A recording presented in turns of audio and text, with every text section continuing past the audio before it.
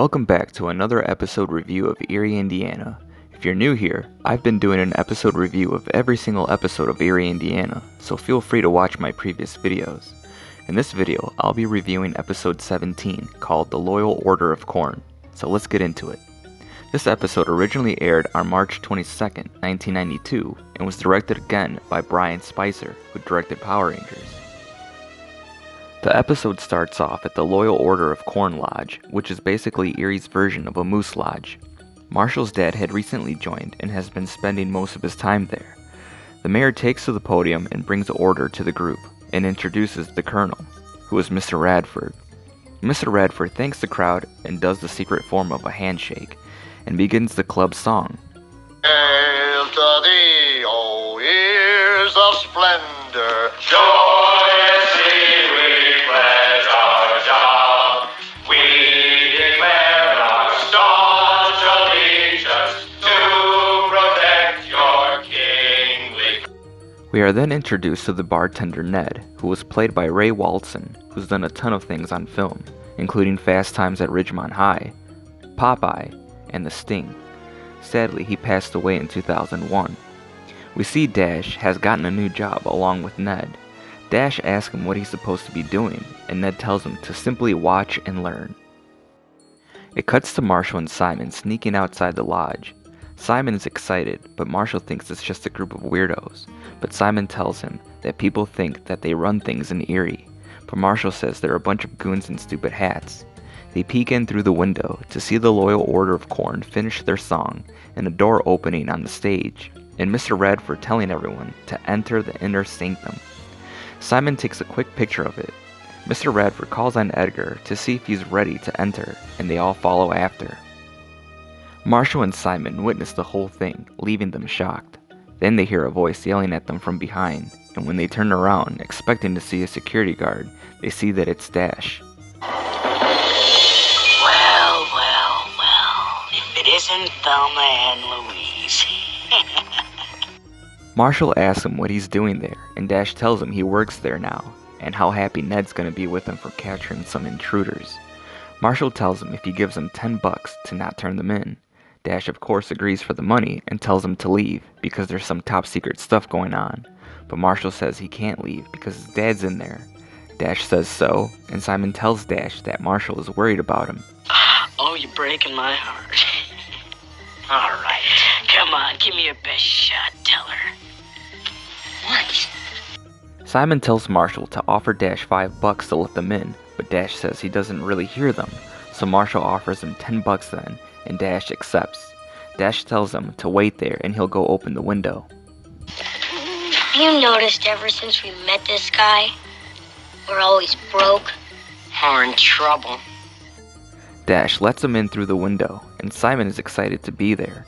Marshall checks out the pictures hanging on the wall, and he asks Simon if he notices anything in the pictures.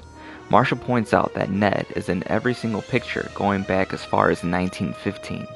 Marshall questions how old Ned is, and Dash says he doesn't know. Marshall doesn't believe him, and tells him he knows more than he's telling them. Dash says maybe he does. Just then, the door opens back up on the stage, and the Corn members start coming out. Marshall and Simon hide, and we see Edgar coming out disappointed. I feel like such a failure. Nonsense, my boy. Patience is one of the supreme attributes. You do know the supreme attributes, don't you, Seedling Teller? Patience, fortitude, persistence, loyalty, silence, strength. Well, I'm leaving one out, I know. Loyalty. I thought I said loyalty. Oh, loyalty is a double supreme attribute, Seedling. Mr. Radford tells Edgar how important loyalty is, no matter how long it takes. Then he asks Ned how long it's taken, and Ned says a very long time. The alignment holds for 6 more hours. I think you should try to complete your work tonight. Mr. Radford and Edgar head back to Edgar's workshop for that missing piece, and we see Marshall and Simon hiding underneath the bar. Ned asks Dash, is everything okay? And Ned tells him how important it is to follow the rules, and then asks Dash what the picture is from the wall. We see Marshall holding it, but gives it back to Dash, and Dash tells Ned he was just cleaning it. Ned seems to like Dash's enthusiasm and tells him that the members will like that. and tells Dash that when he returns he's going to talk with him about a promotion, and then leaves. Marshall and Simon then get back up, and Marshall questions Dash about that promotion because he said he just started. Maybe Ned sees my obvious potential. You're holding out on us. Oh, come on. What are we, the hole-in-the-wall gang? Marshall reminds Dash that they are the only ones that know that Eerie is weird. Dash agrees to show them what he knows, and puts his hands on the marking of a dash on one hand and an X on the other, and lines them up with his hands, and the doors open, revealing a glowing crystal. Looks like one of those hokey New Age crystal things. My sister has one almost that big. She thinks it'll get her boyfriend.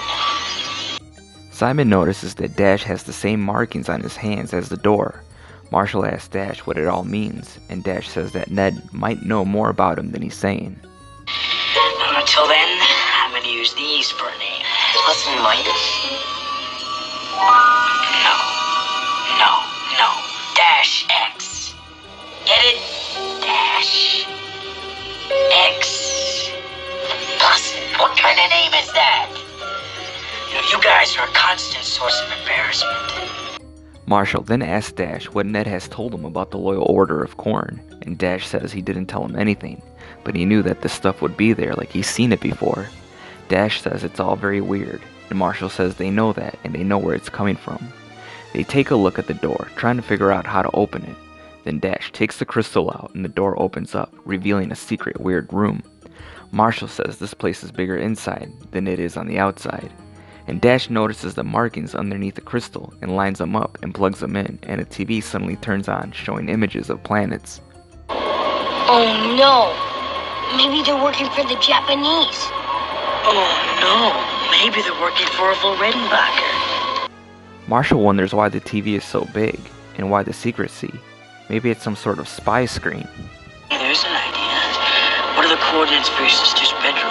Be serious. Alright, maybe it's for watching ESPN. Simon notices the screen is cold. Marshall tells Simon not to touch the screen, but Simon tells Marshall it's okay. Dash then crosses some wires and it begins to suck Simon in through the TV screen. Simon yells for help, but it's too late. Simon is now stuck inside the TV screen in someplace cold. Help me, Mars!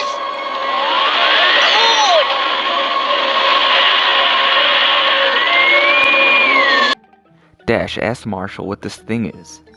Intergalactic video zapping portal kind of thing? Yeah, but to where? From out of nowhere, Ned answers them and says it zaps them anywhere in the world. Ned is pissed and is asking them what they're doing and if they know how long he's been working on this project. What you're trying to pull? I'll go call the cops. Drop the act. He couldn't have gotten in here without your help. I ought to ship you both to Neptune. No thanks. Lack of oxygen is bad for my asthma. Ned then hears Simon from the TV and says he shouldn't have gone through because it isn't tuned in yet. Marshall tells Ned he knows he's mad, but how did they get Simon back? Ned agrees to tell them everything. Marshall tells Simon he'll be right back. Ned sees that Marshall's been doing some research. Enough to know you've been running this lodge for 80 years. Using those hats to make people build this portal. It's probably for some kind of alien invasion. You're some kind of advanced scout for a race that probably uses humans for cattle. Or worse yet... You're getting hysterical. Ned tells Marshall he's right about one thing, that he's not from this Earth. Marshall asks him if he's serious, and Ned says yes, but he's not an invading alien, but like an explorer. Marshall says like an astronaut, and Ned says yes, but without a spacecraft. So our people invented this tachyon portal, a door between worlds.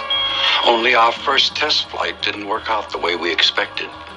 And I was dropped in a place you call Siberia in 1908. And the minute I walked through the portal, it failed. Dash tells him so what, all they had to do was build another portal. Ned tells him he's an explorer, not a mechanic, and you can't just buy these portals from Sears. He needed to create a whole industry, first by forming the lodge itself, then by helping radio. Marshall asks if the Loyal Order of Corn invented radio. Ned says not exactly. We encouraged a couple of kids, Sarnoff Armstrong and DeForest, invested in the early networks, and also funded research into television. Now, that was fun for a while. Of course, I realized things were getting out of hand when Milton Berle started wearing dresses. But Ned says now a boy lost in another world, the whole project threatened on the very night it was supposed to work. Then Dash says what Marshall's dad has to do with all of this. My father is building a universal tuner for that screen in there. My father? Our VCR's been flashing 12 o'clock ever since we bought it. Well, looks like your pal Simon's gonna be in reruns for a while. Simon is doomed. Unless your father finishes his work. Yes, I'm afraid so. Marshall says all he has to do is make sure his dad finishes his universal tuner gizmo before Simon freezes to death on Pluto, or before him and his mom kill each other.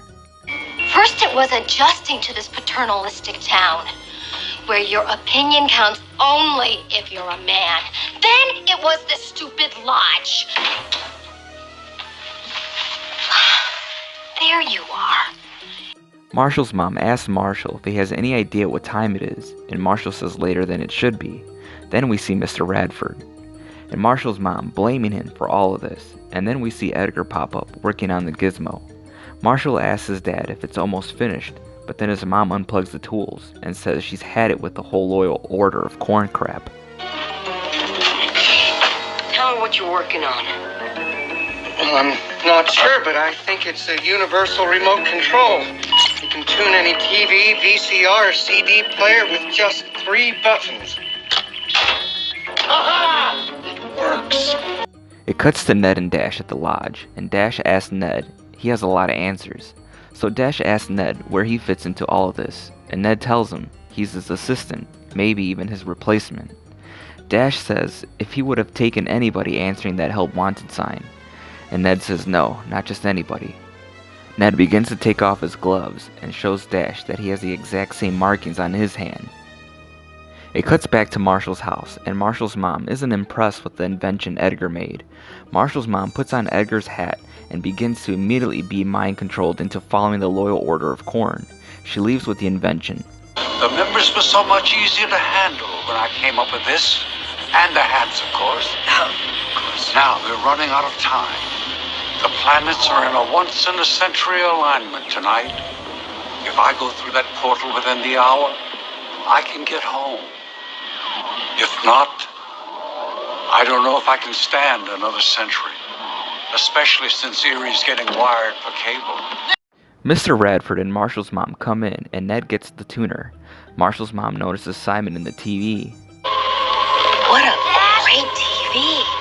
It seems almost real. Ned turns on the tuner, and Simon comes through the TV, just as Marshall and Edgar return to the lodge. Marshall asks Simon if he's okay, and Simon says he's fine. Then Marshall asks Ned what happens next, and Ned says he goes home, and puts the tuner to the TV, revealing a colorful looking planet. Marshall says it looks neat, and Ned says he can come with him if he likes, to see other worlds, other places, that out of all the humans he's known, Marshall would probably appreciate it the most. But Marshall says no thanks, because he has too much to do here. Dash then says what about him, that he wants to go too, and then takes the tuner from Ned. Look, all I got in my life are questions. Who I am, where I came from. The answers must be through that. You're wrong. My destiny lies through that portal, not yours. Even I don't know the meaning of the marks, or why your hair is gray.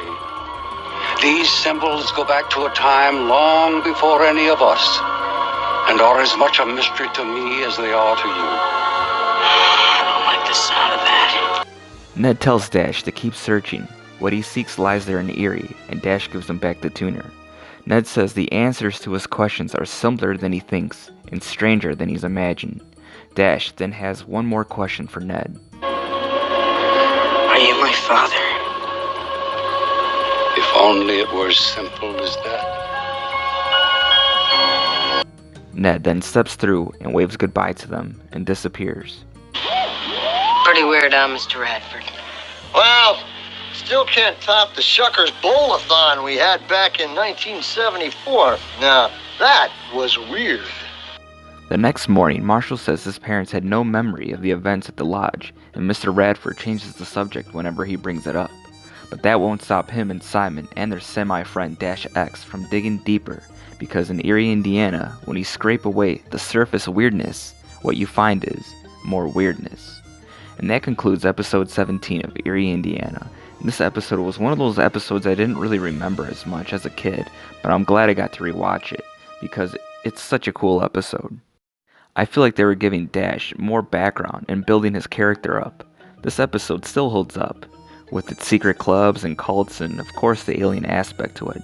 Let me know if you remember this episode, and thank you for watching, and I'll see you in the next one.